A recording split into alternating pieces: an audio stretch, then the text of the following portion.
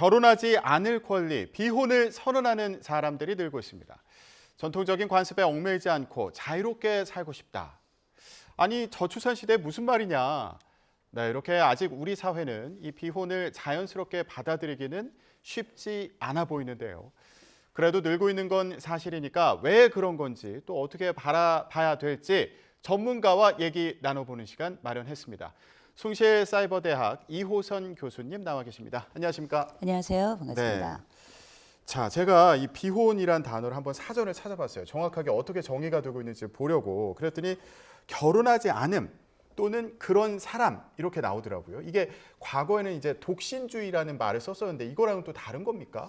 우리가 비혼이라는 말과 독신이라는 말을 굳이 구분을 한다면 거기엔 더 강력한 의지 그리고 거기에 대한 준비가 함께 들어가 있다고 보시면 될 것 같아요. 예. 이를테면 우리가 독신이란 말은 혼자 있는 몸이란 뜻일 텐데 이게 비혼이라고 하는 일종의 사회적 선언하고 함께 연결이 되면 이게 우리가 최근에 알고 있는 혼자 사는 정도가 아니라 이후의 삶도 아주 독립적이고 독자적으로 그리고 사회적으로도 기능을 하면서 자신감을 가지고 살아가는 이런 혼자 사는 삶의 형태를 우리가 과거 가지고 있던 독신의 개념보다 더 적극적인 개념으로 비혼이라고 보면 되시겠죠. 예. 자, 과거에 이제 독신주의에서 더 나아가서 나는 혼자 앞으로 살아나가겠다 이런 선언적인 의미, 더 강력한 의미와 의지가 담겨 있다 이렇게 해석해 주셨는데 저희가 그 최근에 조사 결과를 봤더니 결혼 정년기에 이제 결혼하지 않겠다 이런 비혼 선언이 늘고 있는 것으로 이제 보여지는데 그 원인은 뭐라고 봐야 될까요? 일단은 우리가 과거에는 이 독신이라고 하거나 혹은 비혼이라고 하는 게 약간 불안의 개념이었습니다. 그래서 결혼을 안 하는 게 아니라 못 하는 것 아니냐. 네. 여기에 따른 심리적인 그 자존심을 보존하기 위한 단어가 비혼이 아니냐. 이런 개념이었는데요. 예. 지금은 사실상 우리가 불만의 개념에 더 가야 될 것 같습니다. 불만. 이를테면 내가 지금 현재 이 소득으로 과연 결혼할 수 있을 것인가?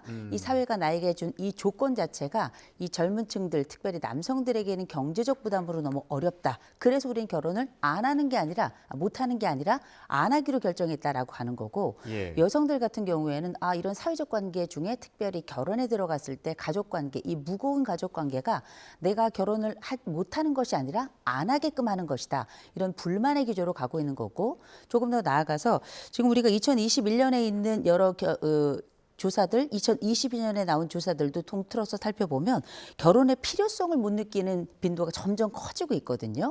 이건 이제 불안을 넘어서 불만을 가져가고 그 이후에 예. 불필요까지로 넘어가고 있는 거거든요. 그래서 지금 2022년에 나온 사회조사 자료도 보면 결혼이 필요하다라고 하는 사람은 50%고요. 결혼해도 좋고 안 해도 괜찮아 이 비율이 지금 48.6%까지 올라갔습니다. 이제 점점 이 비율이 높아가고 있는 건 이미 불안은 넘어간 거고요. 불만을 넘어서 불필요로 가고 있다는 걸 이제 보여주는 지표라고 봐야 되겠죠. 예. 여성가족부에서 조사한 결과를 봤더니 지금 말씀하신 것처럼 여성 같은 경우에는 이제 결혼의 필요성을 느끼지 못한다. 그리고 전통적인 가족관계 부담을 느낀다. 그렇죠. 이런 주제 답변이 많은 비중을 차지했고요. 남성 같은 경우에 이제 가족 부양 부담과 결혼 비용 부담 요게 아까 말씀하셨던 그런 경제적인 부분과 좀 연관을 지어서 생각해 볼 수 있는 배경이라고 할 수 있겠네요. 그렇죠. 남성들 같은 경우 이 가족에 대한 부담은 단순히 가족만의 문제가 아니고요. 거기에는 집에 대한 준비, 이런 경제적 준비에 대한 굉장히 심각한 무게를 가지고 있는 거고 여성들 같은 경우에는 내가 어쨌든 결혼을 한다 하더라도 사실상 내 그 결혼 구조 안에 들어갔을 때 발생하는 불편하고 사실은 대단히 불합리한 여러 그 권력 구조 같은 것들이 발생한단 말이에요. 예. 내가 알면서 이 불편한 구조, 이 불합리한 구조 속에 들어간다는 건 대단히 비효율적이라고 판단을 하는 거죠. 예. 그러니까 이런 상황을 좀 일종의 문화적인 다양성이다. 예. 지금은 좀 이렇게 인정을 해야 되는 상황일까요? 어떻게 보세요? 지금은 우리가 알고 있는 존재가 굉장히 다양한 형태로 있습니다. 이를테면 우리가 과거에는 미혼과 기혼이 있었다면 지금은 우리가 뭐 미혼도 있고 안혼도 있고 뭐 모혼도 있고 뭐 농담 삼아 돌아가는 많은 이야기들이 있고 또 그 밖에도 뭐 둘이 사는 형태도 있고 여럿이 사는 형태도 있고요. 결혼도 또 여러 번 하지 않습니까? 네. 이건 사회 구조가 일단 달라졌다는 걸 얘기하는 거고요. 또 한 가지는 우리가 알고 있는 이 사회가 우리에게 허용하는 사회 울타리 자체도 과거에는 막힌 울타리고 정해진 울타리였다면 지금은 열린 울타리로 봐야 될 것 같습니다. 거주의 형태도 우리가 혼자 사는 사람, 여러 사는 사람이 있는 것처럼 또 국내에 사는 사람도 있고 해외에 사는 사람도 있고 또 심지어는 우리가 외국인하고 교류하는 것도 굉장히 색깔하고 관계없이 이 사람을 존재로 보는데 이건 옛날에는 굉장히 특별한 일이었고 이상한 일이었고 낯선 일이었다면 이제는 이런 글로벌 사회가 우리 사회 속에 들어오면서 다양성이라는 게 이제는 일반화된 거거든요. 오히려 다양성을 묶어내거나 하나로 정의해버리거나 오히려 다양성을 인정하지 않는 것이 이상한 사회가 됐잖아요. 이게 결혼 현장에도 들어왔다라고 저는 판단을 하는 겁니다. 예. 자, 사회가 이제 다양하게 변화하고 있는데 그런 흐름이 이제 결혼과 관련해서도 나타나고 있는 것으로 보인다 이렇게 해석을 해주셨고요. 자, 교수님, 이게 선언을 하면 이제 이런 혜택을 주는 곳들도 생기는 거예요. 기업들의 이런 시스템을 보고 또 평가들이 여러 나오고 있습니다. 일부에서는 이제 아니 이거 저출산 문제 심각한데 기업들이 이거 부추기는 거냐 이렇게 보는 시각도 있고 또 한편에서는 아 이거 사회 변화를 반영한 자연스러운 그런 시도다 제도다 오히려 기업 안의 공정성과 효율성을 보완할 수 있을 것으로 보인다 이런 의견도 있어요. 의견이 분분할 수 있죠. 그렇잖아도 우리나라 저출산 문제 이런 저런 얘기들이 굉장히 많기 때문에. 근데 이제 분명한 건 유럽 국가에서는 기업에서 이런 인센티브를 주는 경우나 혹은 이것과 관련된 복지 혜택을 주는 경우는 없기는 해요. 없기는 하지만 그럼에도 불구하고 우리가 지금은 사실 우리 지금 정책도 저출생과 관련된 적응 사회로 넘어가고 있는 것처럼 1인 가구가 증가할 거는 자명한 일입니다. 이런 차원에서 사실상 이런 비혼으로 사는 게 죄는 아니잖아 이런 얘기가 나올 수 있는 거죠. 예. 그러면 이 비혼으로 있는 이 직원들을 위해서 사실상 기혼자들에게 주는 혜택을 비혼자들에게 주지 않는다면 어떻게 보면 이거는 차별이라고 볼 수도 있는 거거든요. 그리고 상대적인 이런 네거티브로 보일 수 있는 정책이 있다면 유능한 직원들이 여기에 머물러 있겠는가. 오히려 예. 유능한 직원들이 떨어져 나가거나 혹은 다른 생각을 할 가능성도 굉장히 높기 때문에 이걸 단순히 어떤 비혼 동료에 대한 사인으로 보기보다는 제가 볼 때는 우리가 비혼 정책과 관련해서 비혼 복지를 한다고 해서 비혼을 일부러 선택하는 사람은 좀 별로 없을 거라고 생각합니다.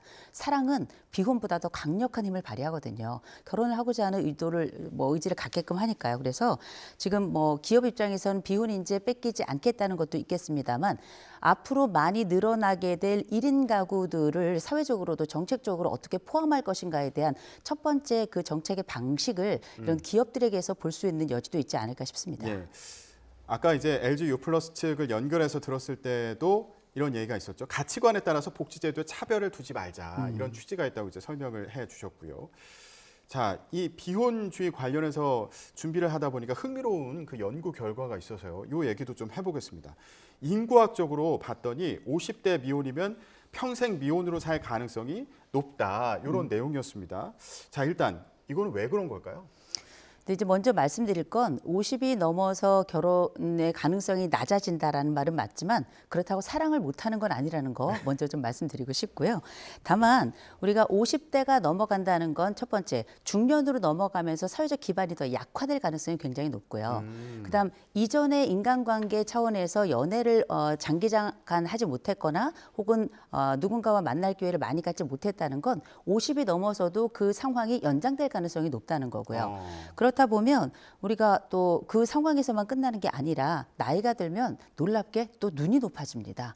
본 것들이 많아가지고요. 그래서 결혼 조건이 조금 더 까다로워지는 것도 있어요. 그래서 이런 여러 가지 차원들이 있는 데다가 제일 마지막으로는 50 넘어 혼자 살았던 분들의 대부분의 경험은 뭐냐?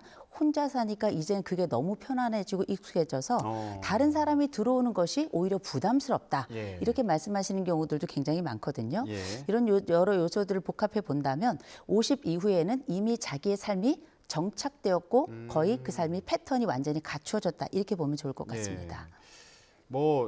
본인의 생각도 이제 많이 달라질 수 있고 그리고 본인이 처한 그런 환경도 달라질 수 있고요. 네. 예, 그런 여러 가지 그런 요소들이 작용을 한 것으로 보인다는 설명이셨는데, 자 이런 연구 결과를 봐도요, 비혼주의자가 이제 늘게 되면 결혼 정년기에 비혼주의자가 늘게 되면 이게 나중에 고령의 비혼자들도 늘게 되는 게 아닌가 이런 생각도 해보게 되거든요.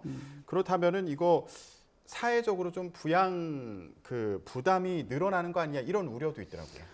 아무래도 늘어날 수 있겠죠. 이를테면 우리가 비혼을 선언했을 때가 청춘이었다면 세월은 흘러서 결국 이 비혼주의자들이 독거노인이 되는 거거든요. 이걸 굉장히 불편하게 생각하실 수 있지만 또 한면으로 생각해 보면 1인 가구가 증가하면서 독거노인에 대한 고려가 커져야 되는 건 또 사실이니까요. 그러면 독거노인들이 가지고 있는 사회적인 취약성을 한번 생각해 봐야 될 거예요. 그 취약성이라고 한다면 이를테면 첫째, 우리가 혼자 밥 먹어보면 대충 먹어요. 그 얘기는 뭔가 생활에 대한 여러 돌봄이나 또 이 식사 역량에 대한 그 불균형 이런 것들이 부부로 함께 살거나 혹은 아이들을 낳으면서 살펴야 될 것들이 더 많은 가족 구성원들에게서 나타나는 것보다는 조금 취약할 수 있고요. 두 번째로는 일단 사회적 관계입니다.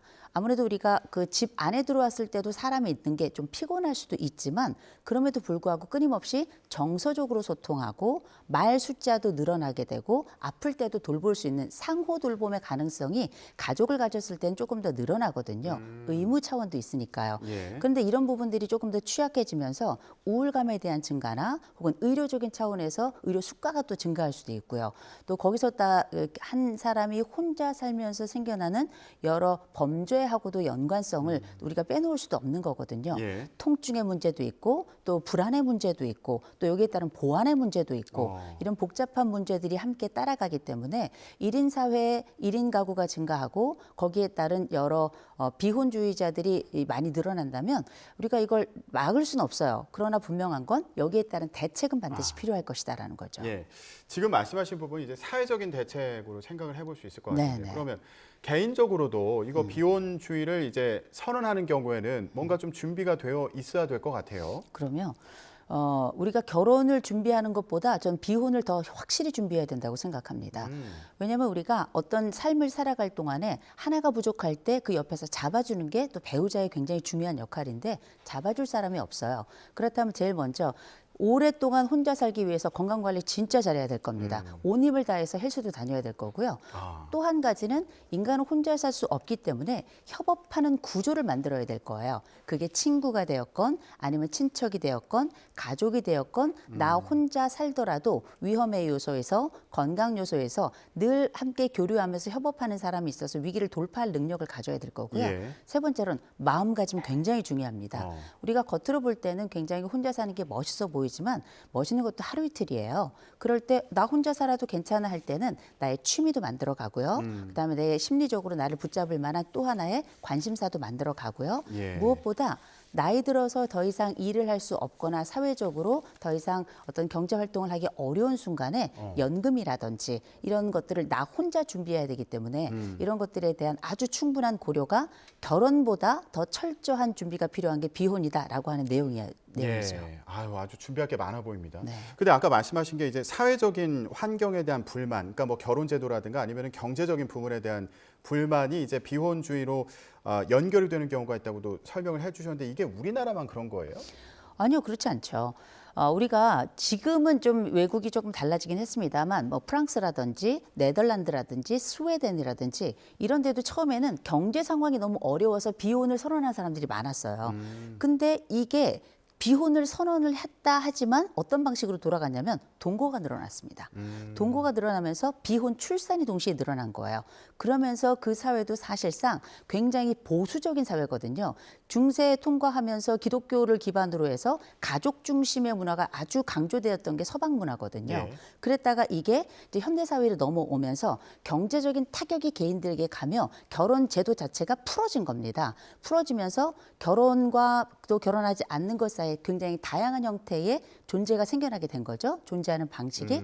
그러면서 동거라는 게 옛날에는 불법이었어요. 그러나 그 사회가 이제 합법이 됐고요. 거기에 따른 비혼 출산에 따른 사회적 지원이 일어나면서 결혼이라는 제도 자체에 더 이상 묶이지 않게 된 거죠. 예. 그러나 그 처음 시작점은 사실상 이 결혼에 대해서 굉장히 이 사회도 보수적이었다라는 거 먼저 말씀드립니다. 그렇군요.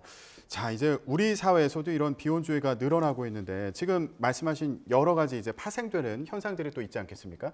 이런 부분에 대한 개인과 또 사회 준비가 필요하다는 말씀이었습니다. 네, 숭실사이버대학 이호선 교수와 함께 얘기 나눠봤습니다. 오늘 말씀 고맙습니다. 고맙습니다.